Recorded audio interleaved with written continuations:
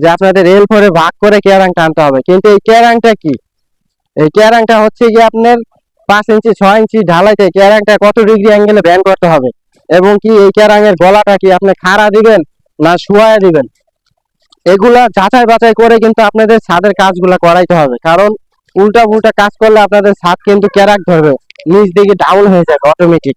ভুলবশত যদি এখানে জয়েন্ট দেওয়া হয় তাহলে কিন্তু এটা আপনাদের বিল্ডিং এর জন্য ক্ষতি হবে, কারণ ভূমিকম্পের সময় এটা ক্যারাক করতে পারে নিচ দিকে। এর ফলে যখন এই যে কেরাঙের যে পুষ্কুনিটা আছে এখানে কোনো সময় রডের জোড়া দেওয়া যাবে না, এই যে এরকম বিমের সাইডে জোড়া দিতে হবে। তো এখানে ছাদের রড বাইন্ডিং এর কাজ চলতেছে।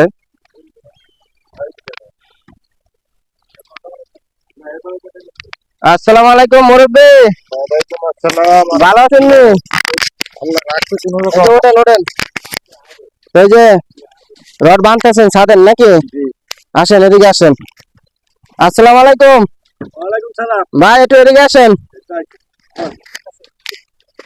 তো এই যে মুরব্বি, এই যে ছাদের কেরাং টানতেছেন খুব সুন্দর হয়েছে।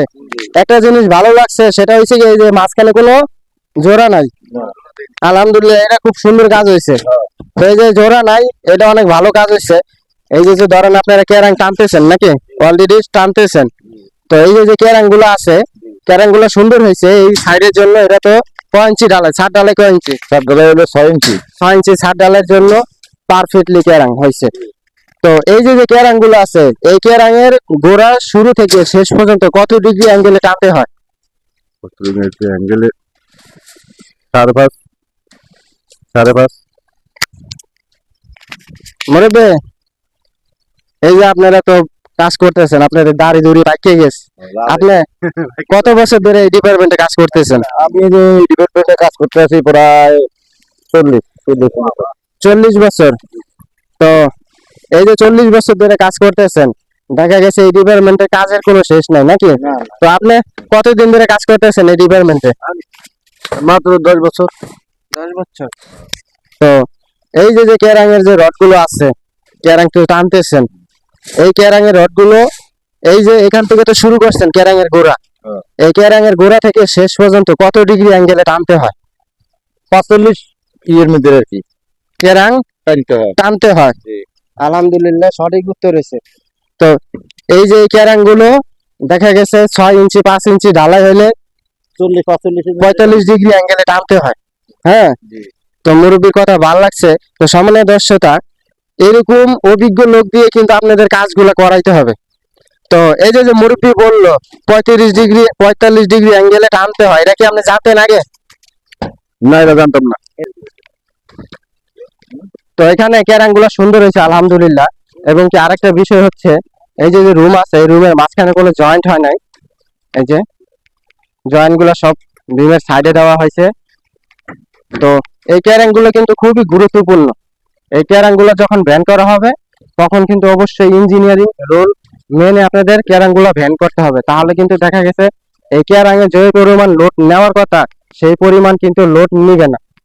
তো এই যে যে কেরাং এর গলাগুলো আছে, যে আপনাদেরকে দেখাই, এই যে যে কেরাং এর গলাগুলো আছে, এগুলা যত দূরত্ব হবে গলাগুলো, এই যে কেরাং এর ভাঁজটা যত দূরত্ব হবে এদিকে হবে, এত আপনাদের এখানে লোড নিতে পারবে। এই যে গলাগুলো যদি বেশি খাড়া হয়ে যায় তাহলে কিন্তু লোড কম নিবে, আর যত শুয়ানো থাকবে এত লোড নিবে বেশি।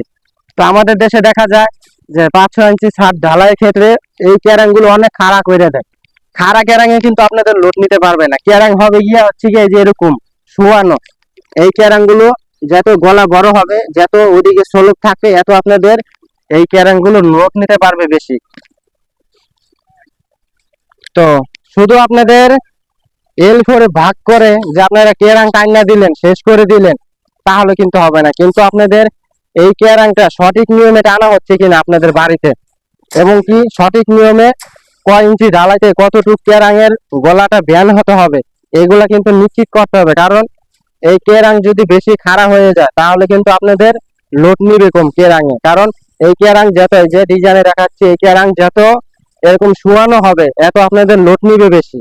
এই কেরাংটা দেখা গেছে 45 ডিগ্রি অ্যাঙ্গেলে ব্যান করে 6 ইঞ্চি ঢালাই হলে ওইরকম আপনাদের দেখা গেছে 5 ইঞ্চি দূরত্বের ভিতরে এই গলাটা হতে হবে, তাহলে আপনাদের লোড নেবে বেশি। আর যদি আপনারা 4 ইঞ্চি 3 ইঞ্চির ভিতরে ক্যারাংটা খাড়া করে একবার করেন তাহলে কিন্তু লোড নিবে কম।